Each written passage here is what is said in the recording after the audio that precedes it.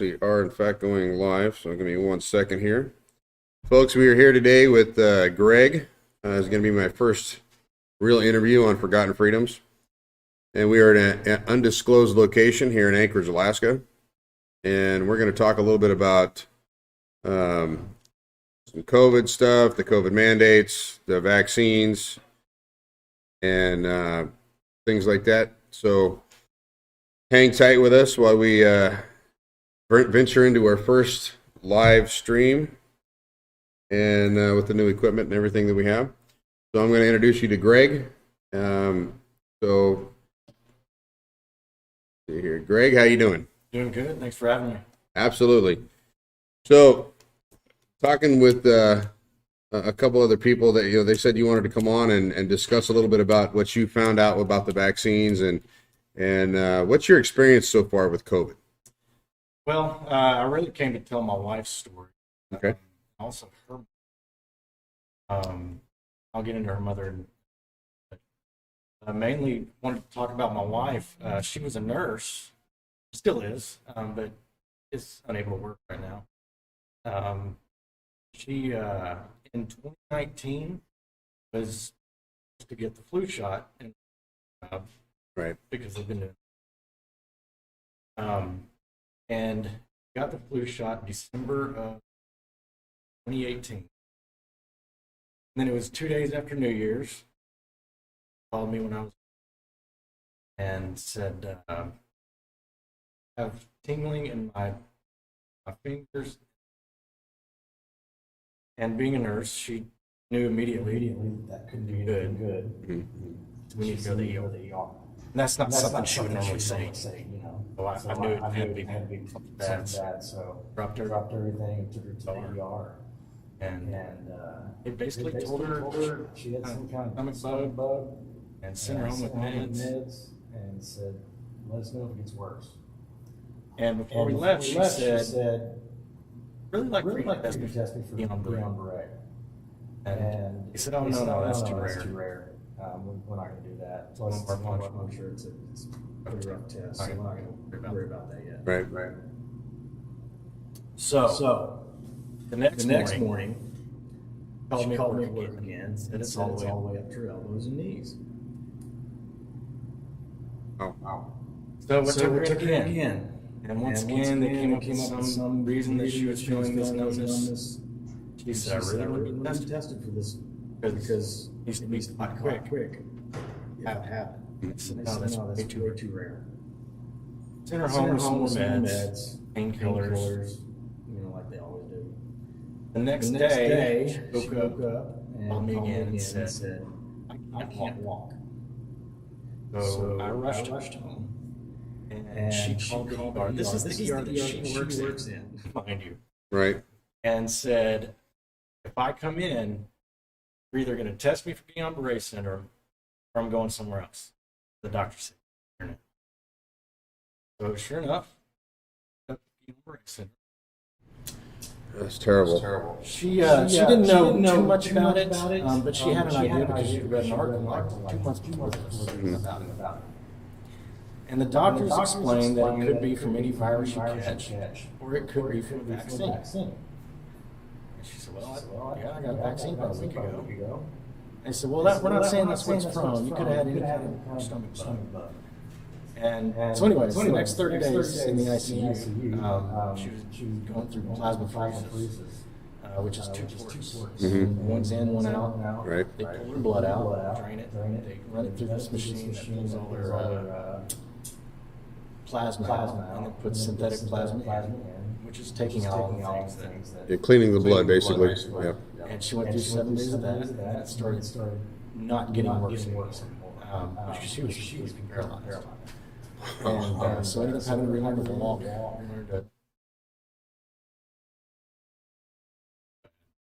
So, and that was from a flu shot?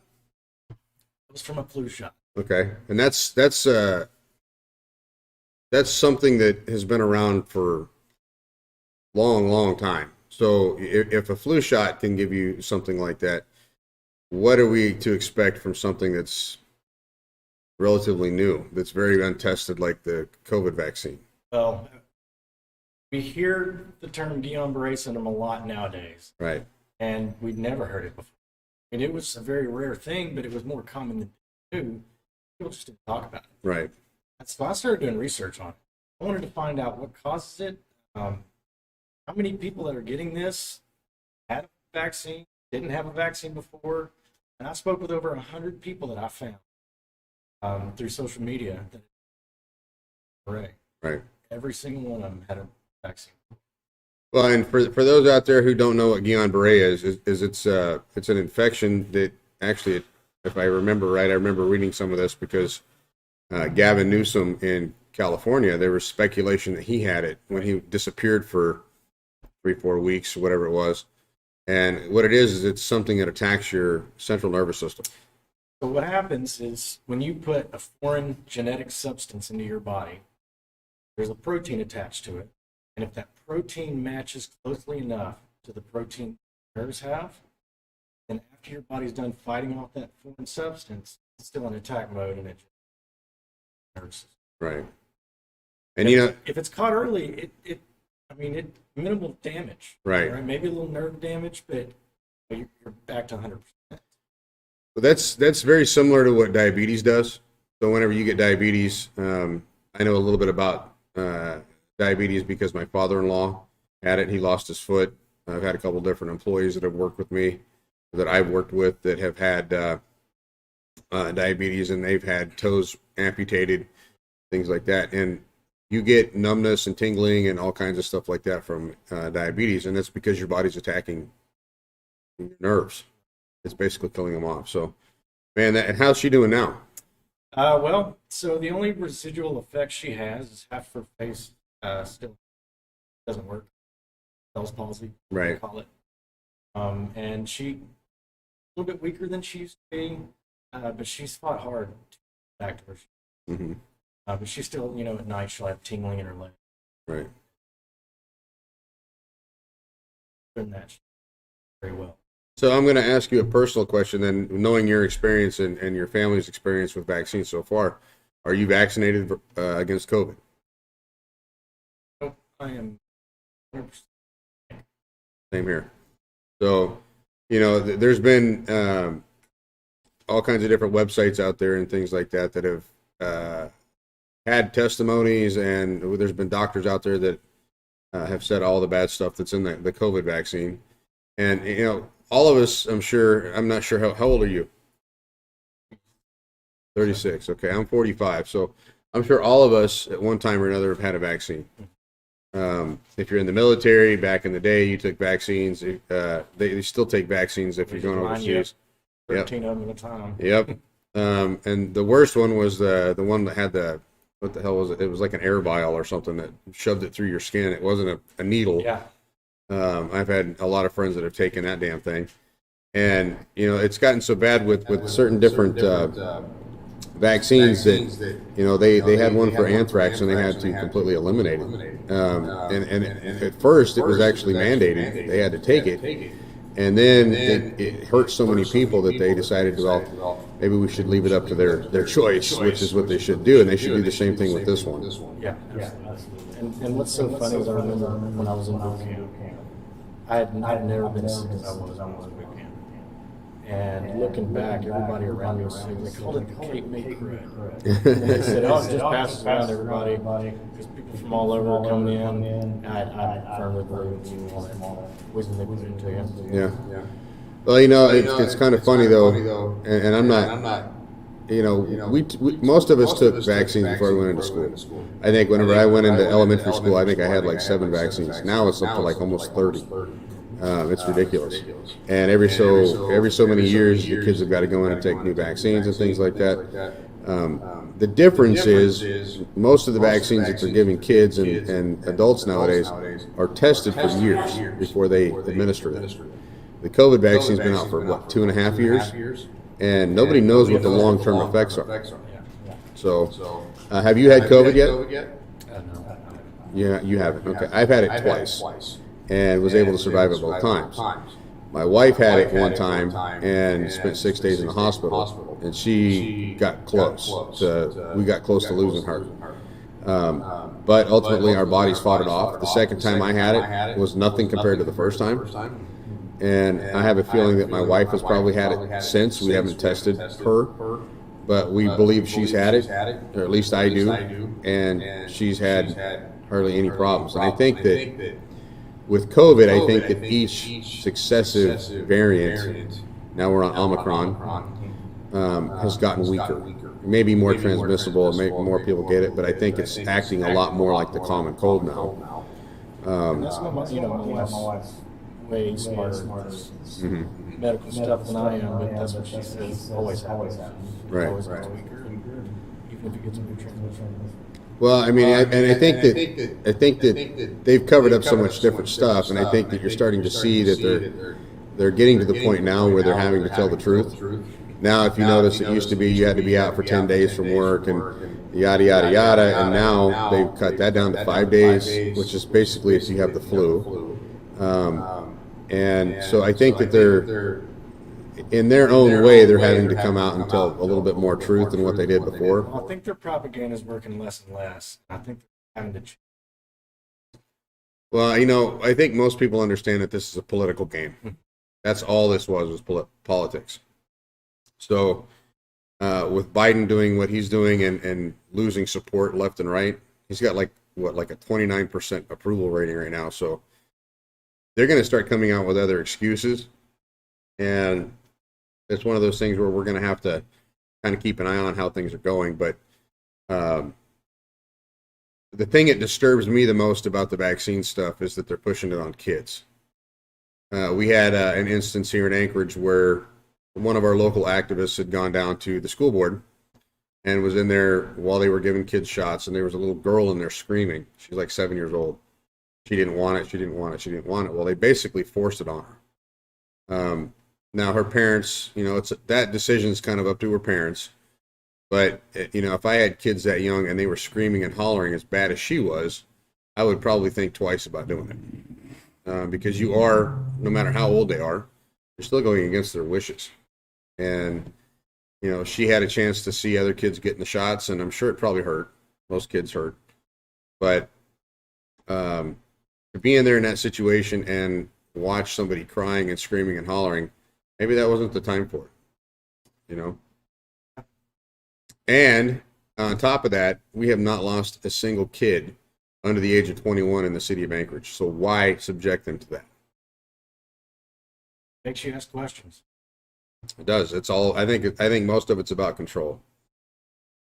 So, tell me, you got any other experiences with COVID right now? Well, I'll tell you about my mother-in-law. Okay. She just passed. Sorry to hear that. So we got to go down to.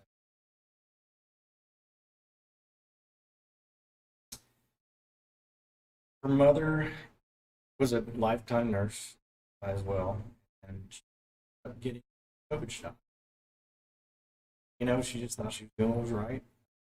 So she took it, and afterwards,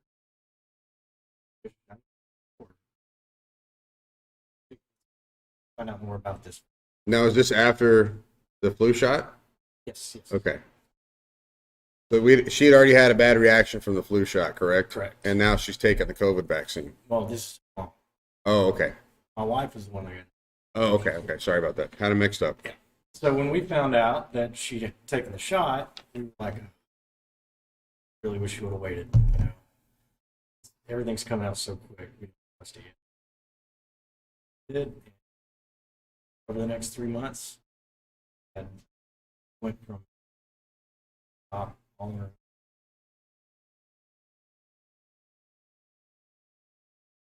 Wow. blood clots, stroke. That's sad. How just curious, how old was she? 63. That's pretty young. Oh, yeah. She looked like a 60-year-old. She looked like. I've heard that more than once. I have a friend of mine that her ex-husband had taken a shot and aged in like 10 years in a few months. I have a customer of mine that was healthy as could be, was a weightlifter. The guy's early early to mid 60s. Guy was always roughly 210 pounds, really good shape, real muscular. He took the first vaccine and his health started declining a little bit. We started noticing he was getting a little bit weaker, and this is, you know, the game that I manage is I manage a bowling center here in town. So you have to have some strength, and we started noticing that his ball speed was dropping, and just little things you notice. Some of it you can contribute to age, but this guy being a bodybuilder, this wasn't age. It was something else. Well, he took his booster shot, and like within 3 weeks of the booster shot, he got diagnosed with prostate cancer. And since that point, he's aged about 10 years. They've got him on chemo, and since he's got his booster, his oncologist doesn't want to treat him all at once, because he's actually, the oncologist is actually worried that the booster caused this. So they're spacing out his chemo. He's doing okay. He's losing his hair. And it's one of those things where we have to decide, I think, as citizens of the country, we want them to put something in our bodies that we don't know what's going to happen with, or, you know, do we put up with COVID and let our bodies fight it off naturally, which is what I've done. And, you know, I think that natural immunity is going to be our best bet. Still a thing. To fight it off. They don't talk about it anymore. I know. Well, eating the right foods. I mean, I lost like 30 pounds just from changing my diet. And when I had COVID the first time, I realized I had trouble breathing. I was 260 pounds, and I decided it was time to make a change. So I went down, I got clear down to like 218. So I lost a bunch, and my knees felt better, my body felt better. And I think that was a huge contribution into beating it the second time. I didn't have near as many problems. So I do know that there is. Have you heard about long COVID? You know what that is?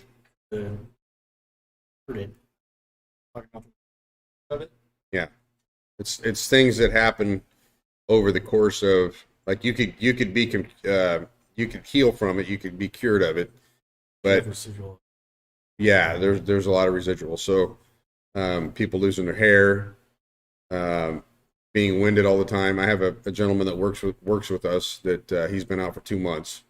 I have a feeling he's probably going to have long COVID, and it's random. Like, I don't think I have it. I feel fine. There's been people that have had brain fog for long periods of time. My wife struggled with it for about 8 months or so. So it's a real thing, but I think what it is it devastates your body so much, and it depletes you of oxygen for so long. It takes a while for your body to recover.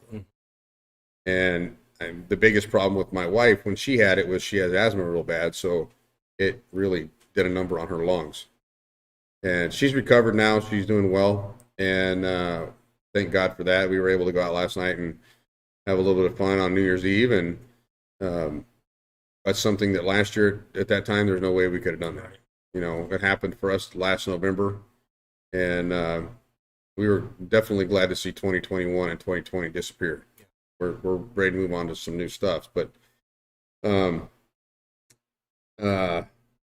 you know, I think, unfortunately, I think the politics of the nation has ruined any chance that we'll ever have of knowing any of the answers on how COVID started, how the vaccines were actually created. There's a few doctors that claim to have started it and built it, but there's still a lot of speculation as to, you know, what they're going to do to fix it, the types of drugs you can take.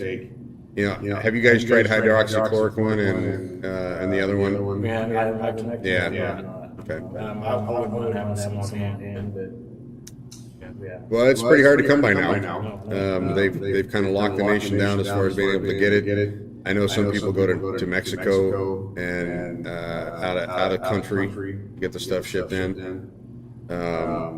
You know, the funny thing is in the United States, the freest country in the world, and we can't get simple drugs like ivermectin and hydroxychloroquine, stuff that's been around since the 60s. And, you know, I have a smile from lupus, and hydroxychloroquine is a treatment for that. Right.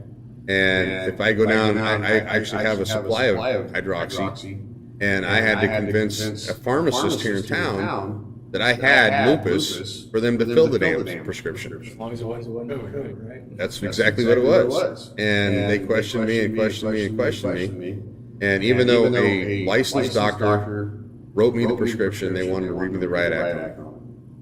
What has the country come to that whenever you go to fill a prescription, the pharmacist has more say than your doctor does? It's ridiculous.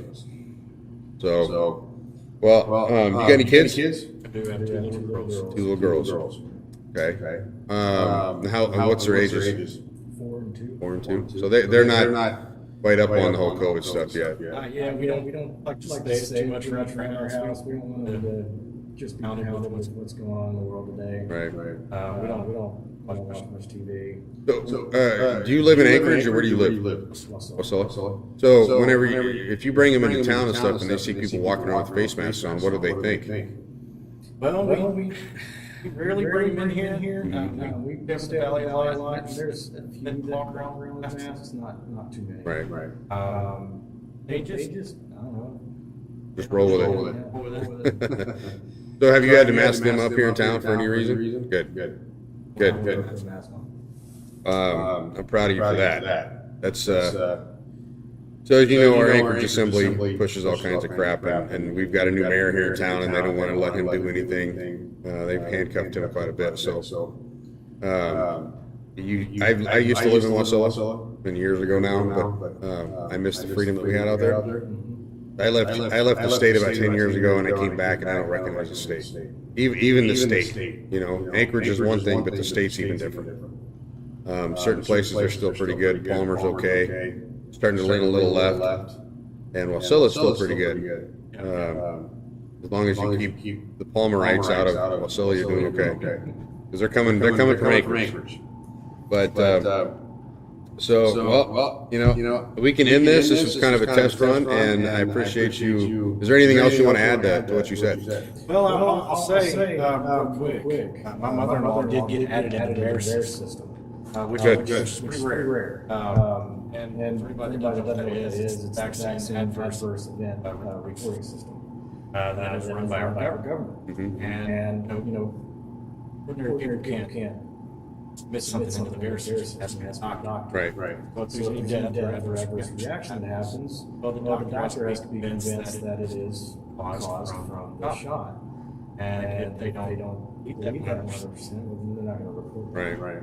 So we know that the reports are not, they're very underreported. And Columbia University just did a study and said that the real number is 20 times what is reported right now for COVID alone, for the COVID vaccine alone. I ain't saying vaccine because it's not a vaccine. Therapy. And right now we're sitting at 20,000 deaths, over 100,000 adverse reactions. And it just keeps going. By those about 20. Right. And you know, that's the thing too, is whenever you have a government ran website, you know, how many doctors have put people on there and it didn't go through, or they didn't add that. Right.